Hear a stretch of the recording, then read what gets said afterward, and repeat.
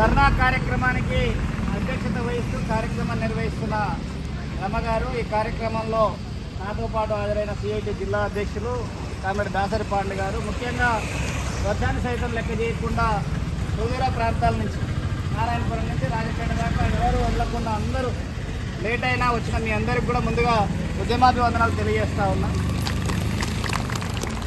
ఇప్పుడే ఒక పెద్దమని చెప్పిండు, ఒకసారి నిరూపించాలి కలెక్టర్ గారు. రద్దు చేయాలి ఫేస్ క్యాప్చర్ ఆప్షన్ ని, రద్దు చేయాలి ఫేస్ క్యాప్చర్ విధానాన్ని. జిందాబాద్ జిందాబాద్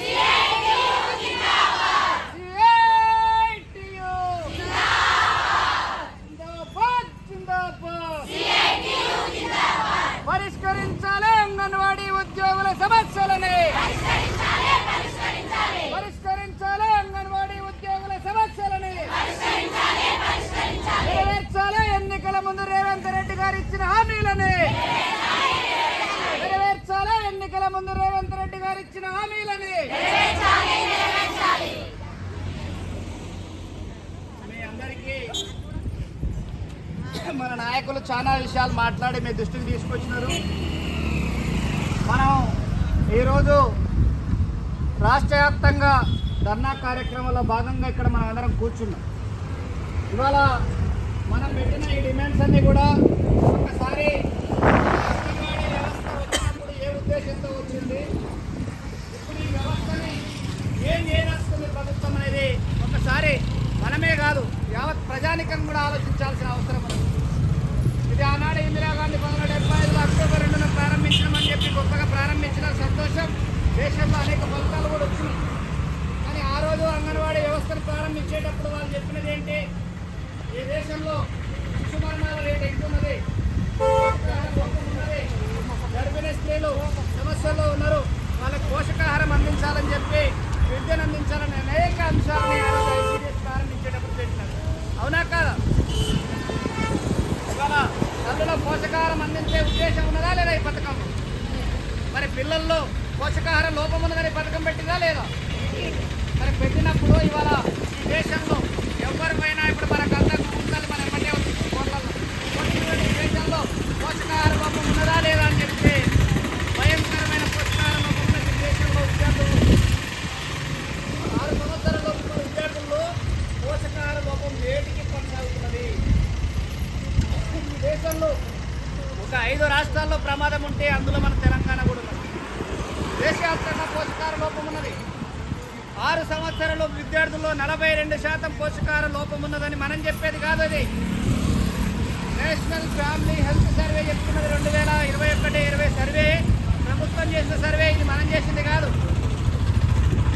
మరి 32 నుంచి 42%గా పోషకాహార లోపం ఉన్నదని తెలిసిన తర్వాత ఎవడన్నా మెడకాయ మీద తలకాయ ఉన్నాడు ఎవడైనా ఇట్లాంటి ఆలోచన చేస్తారా అని చెప్పి సందర్భంగా నేను ప్రశ్నిస్తా ఉన్నాను.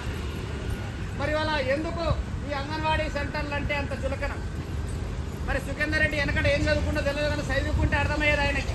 ఆయన కార్లో తిరుగుతున్నాడు కాబట్టి అంగన్వాడీ సెంటర్లు ఎడ కనపడతాయి. అది చుట్టూ పోలీసు బందోబస్తు మధ్యలో పోయేట వాళ్ళకి అంగన్వాడీ సెంటర్ ఎందుకు పోతే తెలుస్తుంది. ఇదే జిల్లాలో పనిచేసిన పమేలా సత్పతి పనికి మళ్ళీ అమరయ్యలేదు. ఎక్కడ ఇక్కడనే రాయగిరి సెంటర్లో వాళ్ళ బాబుని చేర్చింది కదా. అంగన్వాడీ సెంటర్ ఉన్నదా లేదా? కనీసం మరి ఆయన మంత్రి స్థాయిలో ఉన్నాడు, ఆయన కనీసం సోయలేని ఇట్లాంటి వాళ్ళు పరిపాలన చేస్తున్నారు. కాబట్టి ఎప్పుడు టైం దొరికినప్పుడల్లా ఈ వ్యవస్థలను దెబ్బతీసే పనిచేస్తూ ఉన్నారు. అందుకే ఇవాళ ప్రీ ప్రైమరీకి సంబంధించి కానీ పిఎం శ్రీ విద్య పేరుతో ఇవాళ 6 సంవత్సరాల విద్యార్థులని అంగన్వాడీ సెంటర్లకు దూరం చేసే కుట్ర తప్ప మరొకటి కాదు.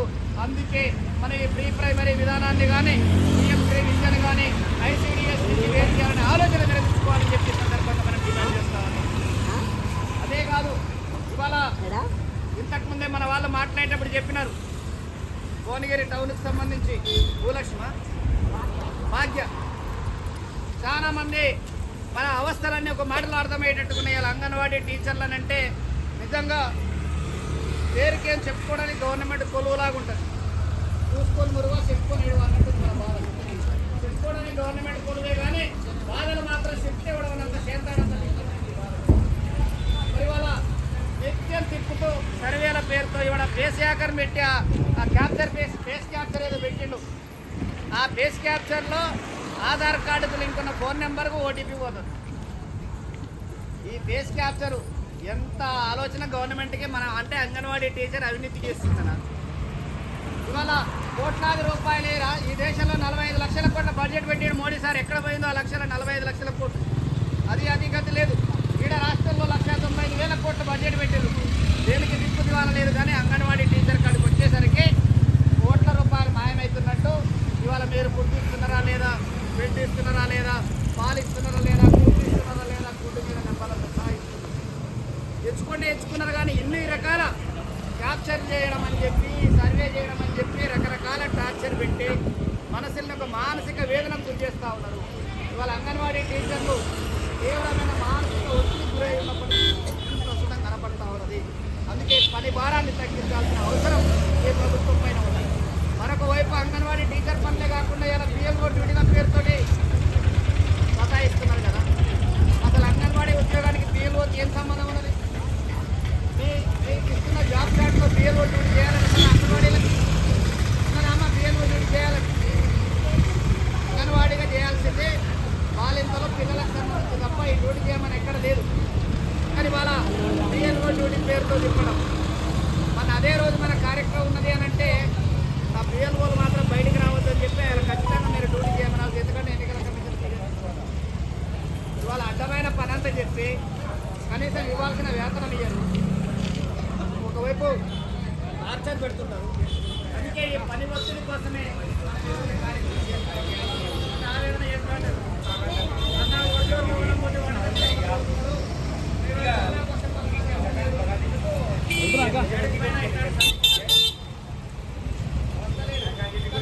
ఇవాళ ఈ వ్యవస్థ అంతా కుప్పబడిన తర్వాత ఇవాళ ఈ ప్రీ ప్రైమరీ ఉద్దేశం, నూతన జాతీయ విద్యా విధానం ఉద్దేశం ఏంటి?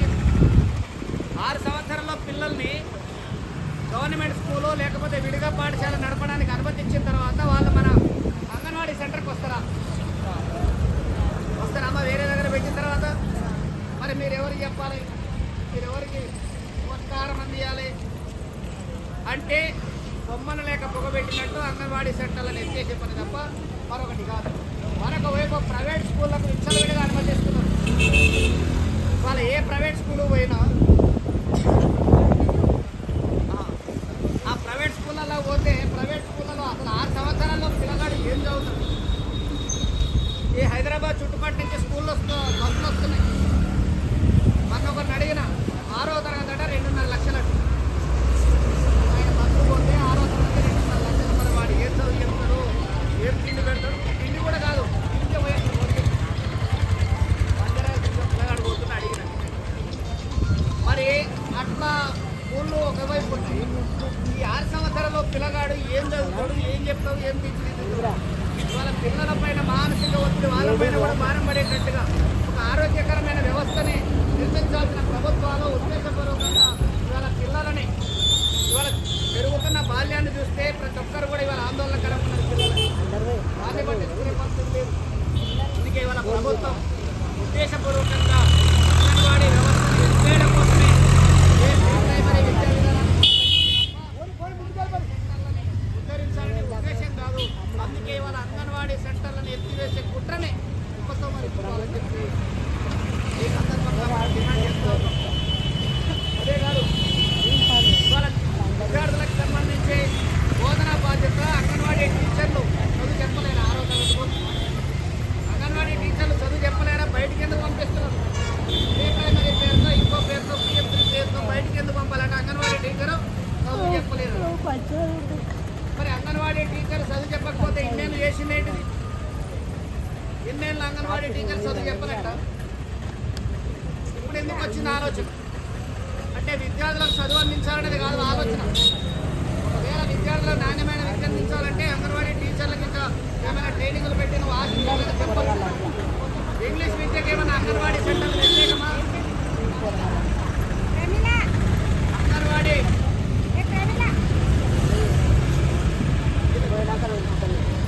ఇప్పుడు అంగన్వాడీ సెంటర్లలో ఏమంటున్నారంటే అంగన్వాడీ యూనియన్ వాళ్ళు ఇంగ్లీష్ విద్య వద్దంటున్నారని చెప్పి సిఐటి కానీ Telangana anganwadi teachers and helpers union కానీ ఏనాడు ఇంగ్లీష్ విద్య వద్దని అనలేదు. అన్నది అమ్మాయిండి అంగన్వాడీలకు మన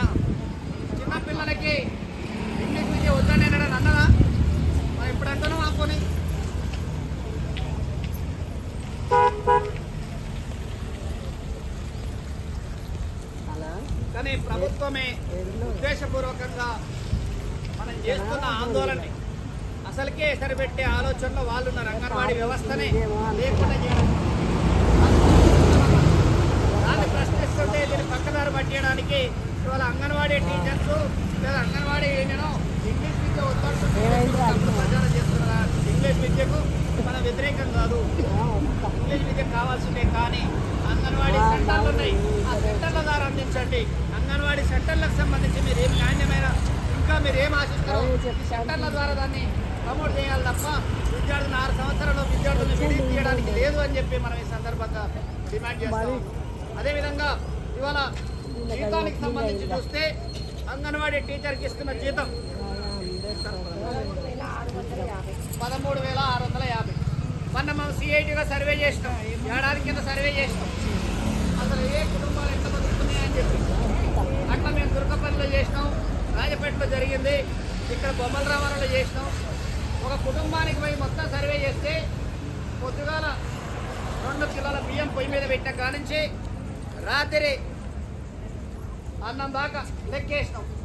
మామూలుగా భార్యాభర్త ఇద్దరు పిల్లలు ఒక 4గురికి లెక్కేస్తే నెలకు 50 కేజీల బియ్యం పడతాయా లేవా? 50 కేజీలు అంటే ఎంత ఉందమ్మా రేటు? చదువు బాగా వచ్చిన లోను 3,000 సరే 2500 వేసుకున్నాం. లెక్కవారు పెడతారు, ఒక లెక్క చెప్పేటోళ్ళు కూడేటోళ్ళు కూడా బాగానే ఉంటుంది. 25 కేజీలు ఒక నెలకు బియ్యం 2500 వేసుకున్నాం. తర్వాత కూరగాయలు వారానికి కనీసం 500 అయితే లేవా? నెలలో 4 వారాలు 4,000. ఓకే, కూరగాయలు సండే ఉంటుంది కదా, సండే రోజు కనీసం స్పెషల్ ఉండాలి కదా. 2 సండేలు మటన్, 2 సండేలు చికెన్ పెట్టుకున్నాం. మటన్ 800 ఉంది, చికెన్ 250, 300 వేసుకుందాం. 2,000 అవుతుంది. Sunday special అంతేదా? 6,500. ఓకే, బియ్యం అయినాయి. మరి పాలు పడతాక పొద్దుగాల ఛాయ్ తాగాలి, పని నడవాలి కదా. ఒక లీటర్కి ఎంత ఉన్నాయమ్మా పాల రేటు? ఆయా 1/2 లీటర్ పడితే లీటర్ మంచిది. ఒకవేళ అట్లా లెక్కేస్తే 80 అంటే అది కూడా లెక్కేసుకో. పాలకి కిరాణా ముద్ద, మరి పప్పు కూరగాయలు ఉన్నాయి, అలా కూర కావాలి, పప్పు కావాలి, కిరాణా సామాన్ కావాలి. కిరాణా సామాన్ నెలకు ఎంత పడుతుంది? 4,000. సరే మనం కొద్ది కోసం లెక్కేసుకుంటే 3,000 లెక్కేద్దాం.